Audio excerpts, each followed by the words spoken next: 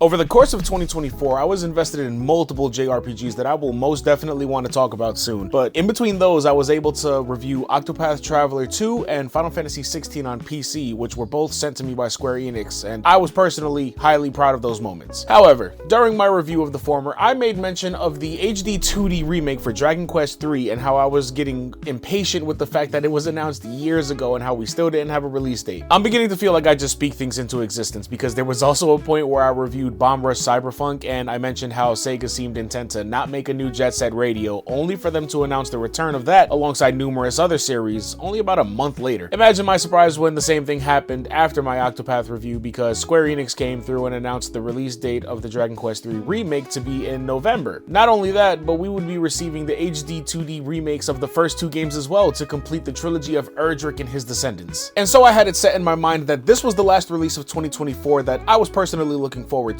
I make no secret of the fact that I am a huge fan of Akira Toriyama's works, not the least of which is Dragon Ball. Dragon Quest, however, I wasn't up on this series like that as a kid. The first time I'd heard of these games coming up was when I saw commercials for Dragon Quest 8 Journey of the Cursed King. It was like in 2005, right? So my brain was so Dragon Ball and Final Fantasy X coded as far as RPGs were concerned that when I saw a JRPG game with an art style where the characters looked like my favorite show, I was sold. Until I played it and it just didn't stick with me at the time. Regrettable, I admit, but I then skipped Dragon Quest 9, and I've never been a fan of MMOs like that, so even though there wasn't a way for me to play it at the time, and I also just didn't know about it at the time, I found out years later, I was really indifferent to Dragon Quest X. Years later, I finally got the message when I played Dragon Quest XI, Echoes of an Elusive Age, and I love this game so much that I bought it twice because they re-released it with extra features, including a 2D demake mode. Honestly, insane work, but it allowed me to, in some ways, appreciate the style of the original games. So even though I personally have no extensive knowledge of or history with the original Dragon Quest 3, ever since the remake was announced, it was decided in my mind that I would wait for this remake so that I could experience it for the first time, alongside many others who might be like me, and alongside those with fond memories of the original. Does it stand up to today's standards as a solid RPG regardless of its reputation, or does it live solely off of the nostalgia? I was so eager to see for myself, and then, as if I don't already own the game, Square Enix sent me a code for it. A big thank you to Square Enix for the code. I'm grateful as always. And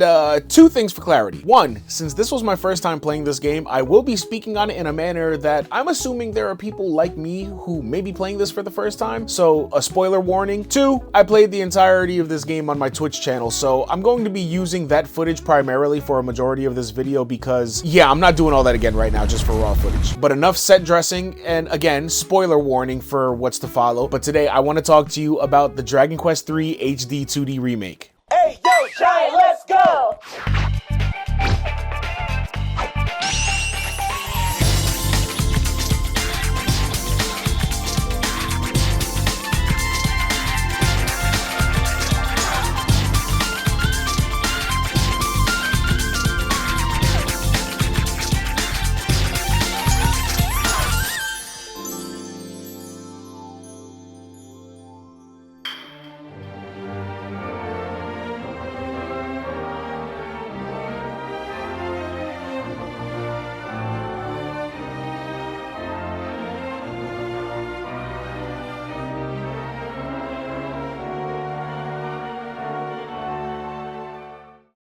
We begin this game as our character is greeted by a voice in the sky who tests the player to see what kind of a person they are. And apparently I'm a wimp, to which I say, I was a wimp before Anchor Arms. Now I'm a jerk and everybody loves me. One day after this occurrence, in the town of Aliahan, a warrior named Ortega embarks on a quest to defeat a great fiend named Baramos in order to save the world, leaving behind his wife and child. But unfortunately, he never returns, his quest never completed. Thus, years later, his child, who you can choose to either have as a man or a woman, chooses to finish what he started, setting out themselves to finish Ortega's mission and end Baramos. It's really about as straightforward as that as far as plot is concerned. Keep in mind that this is a very classic JRPG and not much was changed in the plot, far as I know, but there were things added, which I'll get to later. When you begin your journey, you're quickly shown that you have the ability to create the rest of your party from scratch, all the way down to their name, hair, and class, because the only predetermined character here is our MC. After getting a feel for the early parts of the game, I decided to let my chat create the party I would use for the rest of my adventure, and so we ended up with a martial artist named Goku, very on point, because duh, a priest named Gwydion, after the Welsh god who was such a valuable character despite the somewhat murky implications of the name, and a gadabout named... Hold up! He's talking about the Jiggy of the Jiggies. He's talking about the Prince of Principalities. He's talking about the steam of the volcano. He's talking about the red in the ketchup, no mustard. He's talking about yours truly, Sweet Daddy Welsh's baby. Yeah, you of all people would gas him up knowing that him being on my team is your fault. This guy was 90% of my early game problems. He was the equivalent of a Pokemon that you don't have enough badges for. I mean, step your badge game up. He's the Flame Charizard. I know where you live, Kami. Well, on that note, I'm out of here. Peace, man. Alright, let me get back on track. The journey to fighting Baramos is filled with a lot of stops around the world, and a lot of hijinks. More often than not, you'll end up in a situation where the way is blocked, either by needing a key of some sort that may or may not have been stolen by a dude in BDSM executioner gear, or defeating literal Orochi because you found out it was posing as the queen of a whole kingdom and basically demanding human sacrifices to feed itself. She even tries bribing you at one point to save herself, and I don't know what's the outcome of the other choice there because I was immediately like, no thanks.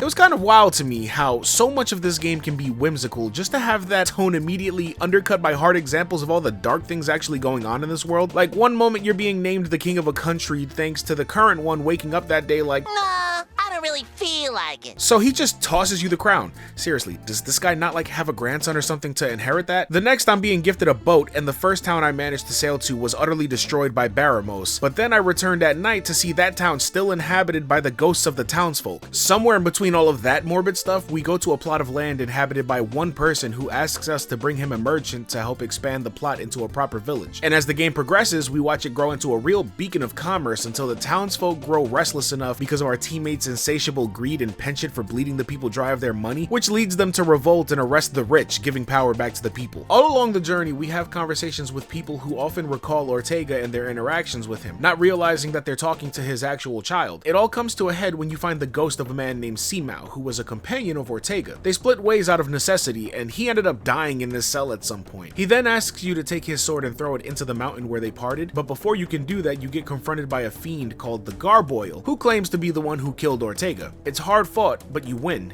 getting one more flashback where you see Ortega's supposed end. We then toss Simao's sword into the volcano, causing it to erupt, before cooling down to create the path to Baramos. We proceed further and finally confront the fiend, managing a narrow defeat, and we then return home with celebrations starting up when everything gets interrupted by a new dark being called Zoma showing up. He reveals that Baramos was in service to him, but with him gone, Zoma decides to destroy everything himself. The king of Aliahan orders everyone to secrecy so as not to sow unease among the people, and we get ready to head out one more time to finish the journey for real. We get summoned to the castle of the Dragon Queen, servant of the goddess. She called us because she has lived for so long that she's essentially on her deathbed when Zoma decided to act, so she instructs us on how to enter the underworld where Zoma resides, before placing all of her power into a light orb that she gives us as a means to defeat Zoma, then laying an egg just before passing on. After mourning her loss and leaving her egg with her caretakers, we head to the underworld where we're immediately given another boat because we couldn't take our other one with us. The series of events we go through after this is like the rest of the game up until this point in miniature, with some exceptions. We meet another king who also knows Ortega because it turns out he somehow survived cannonballing into lava, but he got hit with a case of amnesia. So he stuck around until he just up and left one day. So we're hyper aware of that as we head to a tower that we were directed to for journey purposes. We go to this tower where we meet a fairy who says they're the one that called us a wimp in the beginning, so now I can say straight to their face, I'm no wimp, I'm a jerk!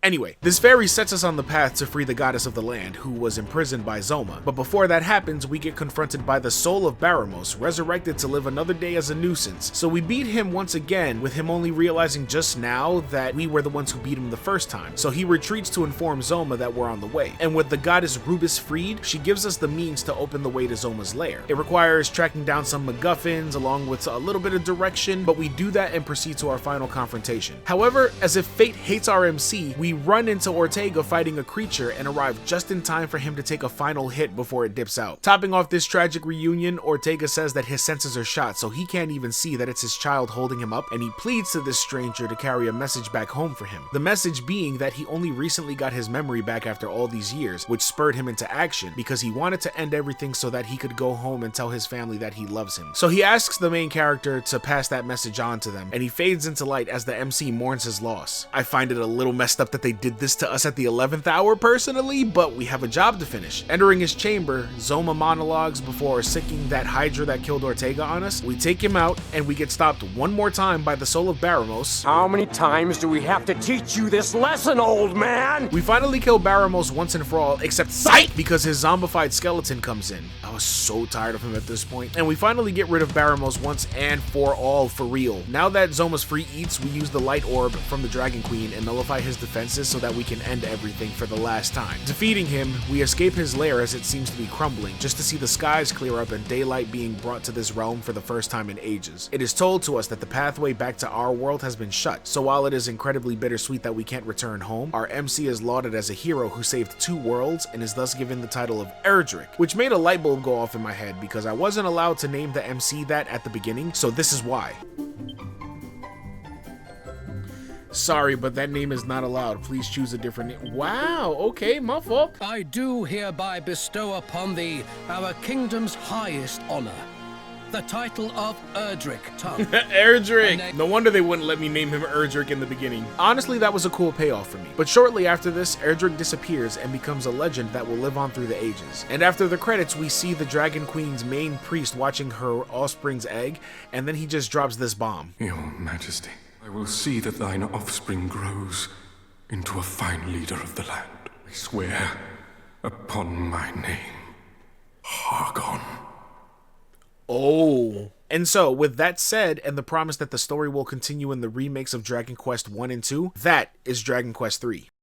I know we just talked a lot about story. What else can you expect from a game that can run upwards of 50 hours? But honestly, there was something refreshingly simplistic about the way it was all given to us. No overt attempts to be clever, no overly convoluted lore, no bad twists in my mind, although the one we got was a little cliche, but I appreciate the classicness of this story. It was easily digestible and still satisfying by the end. If I had to have a gripe, and for me it is a minor one, I would say I wasn't too much of a fan of all the chain yanking that was going on by the end of it. I did say that I can appreciate this classic game for what it is, but I can now also see with hindsight that the strides that this genre has made in terms of storytelling and pacing, because a modern JRPG that's structured like this would be kind of unacceptable. Also, as far as the storytelling, I feel that to be so robbed of a chance for direct interaction with Ortega, I was appreciative of a quest line that was added into this remake where you can learn more directly about the exploits of Ortega, culminating in being rewarded with his helmet. It's minimal in the grand scheme of it all, but it does feel substantial in a certain kind of way. I can only imagine what first-time players of the original version had to put up with, because without updated features like, say, destination markers, it must have been a nightmare keeping track of all these locations. Would have drove me nuts. It is also packed to the brim with cheese in the battles. I can understand the early game where you might hit an occasional hard stop because of a difficulty spike, but even in late game you will be running into large groups of enemies that serve as perpetual skill checks for RPG players to make sure you won't just brute force your way through this. Not only do enemies well into late game tend to hit hard, but they sure do love casting status ailments. Sleep, paralysis, silencing, insta-kills, all that type of stuff. Thankfully, the insta-kills have low accuracy, and you have all of these too, so you better be using these, because if you don't, they will. Going back to the bit about creating your teammates, there is a fair amount of knowledge that goes into it, because a good team comp is key to surviving. In my case, my main character is an all-rounder with an equal mix of physical skills, black and white magics, making him strong in any situation. Goku as a martial artist was a slow burn at first. He wasn't exactly super strong, and the pool of equipment he uses is limited, but once he started growing and got some decent weapons, he was invaluable to me. Mainly because I loved abusing his leg sweep move to get free turns on bosses. When it worked. Gwydion was my dedicated white mage, and I don't think I need to elaborate on that too hard. Welch's? This guy was Season 1 Charizard for me. Gadabouts, as I painfully learned, are complete wildcards. They have decent stats, but will, at random, waste turns, inflict status ailments on themselves, and basically go neener when you tell them that they're useless. Welch's died so often in my playthrough that it was like a crash course on everything I said about Team Comp up until now. That changed when I upgraded him into a Sage once I found All Trades Abbey, where you can trade any character class up for another. There are all the basic classes, and more advanced ones like the aforementioned Sage, and other crazy ones like the Monster Wrangler, which lets you learn skills from enemies that you collect. That's aside from the whole side quest where you collect monsters in the overworld and battle them in a coliseum. I didn't know we were getting all Pokemon in here, but yeah, I found the whole system pretty solid. Aside from the MC, you can create every character from scratch and allocate stats that give them a personality all their own. It's fun to see how many builds you can perfect, and switching it up at the Abbey comes with certain pros and cons. Pros being things like how a character keeps all the learned skills when they become another class, making it worthwhile to max a class and move on. The con, albeit a temporary one, is that a character will have its current stats halved and its level reset to 1. That can suck at first, but remember that these characters will level up quickly with a little grind, and after a short bit become stronger than ever, allowing characters to get really overpowered. I only wish I understood this system better for myself at first, because I felt like I wasn't really engaging with it until late game, but when I did, I started to see great strides, especially once I found the eponymous Slime Island and started farming those metal slimes. I appreciated also how some classes can use unique equipment. It was sometimes rewarding to see that I had picked up good weapons and armor along the way. Some of this stuff was unusable up until I switched classes, and I then saw that I was already in possession of great gear for certain classes. Weapons varied, but I liked using whips because a lot of them had great attack stats and also attacked entire groups at once. Because the battles are traditionally turn-based, but enemies come in groups, and even when using high-tier spells, not all of them attack all enemies on screen at once, so they're just aimed at specific groups. Curtailing some of that high MP cost with these attacks were good to me. There's also armor that adds increased resistance to status ailments. That came in handy big time when I got to the late game because of the difficulty spike later on from big enemy parties that just love to spam ailments, not to mention the equipment that can change personalities outright, which can help for optimizing builds when switching classes. Honestly, the number of in-depth systems in what is such a classic RPG was a lot to take in, but I felt such a sense of satisfaction engaging with them and pushing past frustration to overcome tough battles. Funny enough, I had so much to say, I'm realizing I'm only now at the end speaking on the biggest draw of this HD-2D remake, the HD-2D part. This might be one of the best iterations of this style yet. You've been seeing it the whole time in this video. The sprite quality is so fluid, even having a type of idle animation where you just see capes and such swaying in the wind to the environments being lush and bright in some areas, while dark and spectral auras can seep through the air in others. I remember just walking through a town and seeing the leaves blowing in the wind during my strolls and just taking that all in. The setting sun shimmering on the waves as I sailed through the world, and the heavy feeling of danger and malice all around you when you're walking through a dungeon anticipating that next boss fight. All the while, that classic score rearranged by Koichi Sugiyama, a veteran of the series. That whimsical, classical music accentuating the feeling of adventure as I was in awe of the scenery while I traveled the world. That battle theme never once losing its effect, making every battlefield just as important as the one before. The energy of the town themes that worked its way into my brain, even the serenity as I sailed in my ship, almost as if I was attending a ballet on the waves. When you're immersed in it all, none of it missed for me. From frame one, as that classic Dragon Quest theme played as I booted it up for the first time, it kept me invested through all of its classic difficulty, frustrations and all. Every triumph felt just like that, and when I made it to the end, seeing Akira Toriyama's name come up as I watched those credits roll, I was overcome with emotion. I don't even feel like there's a need to exaggerate this, but I was on stream in tears. For a while now, I've been contemplating making a video on what Akira Toriyama's life and his works meant to me, and I'm still highly considering that, so it blows my mind how I'm still finding out for the first time and again, how magical the works he helped bring to the world really are. That's why I chose to honor his original illustrations for Dragon Quest III in my thumbnail in a way that you might have seen before, but with a style keeping to the modern concept art provided by the devs. So shout out to my artist friend Dilly for helping me bring that homage to life. In an effort to wrap this all up, it tested me time and again to the point that I wonder if fans of modern JRPGs would actually find enjoyment in it. But for me, the Dragon Quest III HD-2D Remake succeeded in pretty much every area I could have wanted. It was a challenge that I haven't had in a while, and I was glad to have triumphed over. And now, I can't wait for the remakes of the first two. In the meantime, I picked up the original trilogy on the Switch, so that this time I can experience it in its original form to see it for myself properly. I believe it still stands as an all-timer, so I would definitely recommend this one if the whole classical approach to the game design appeals to you. Thanks for watching. If you made it to the end of this video, thank you for taking the time to watch me go all in on this one. Whether it was here or on the streams, I had a great time with it. So thank you to Square Enix for providing me with a code. It was a pleasure, and I'm glad I picked up a copy anyway for the collection. If you enjoyed the video, be sure to like the video and subscribe to the channel so that you can be around for what comes next. And of course, you can follow me on Twitch so you can see me trying to bum rush JRPGs and the like live. I also want to take a moment to shout out my patrons. Thank you all for the love. If you want to be one of the people who support the works on this channel, then check out my Patreon, where you can get early access to these videos, high quality wallpapers of my thumbnails, and more. But that's all the time I've got for today, so thank you for your time. My name is Hector and I'm one sleepy giant. I had a lot of fun, but I'm gonna rest up now because this retro-inspired journey has me excited to roll out, pun intended, a look at some more personal favorites of mine. Stay tuned for that, and take care of yourselves, everybody.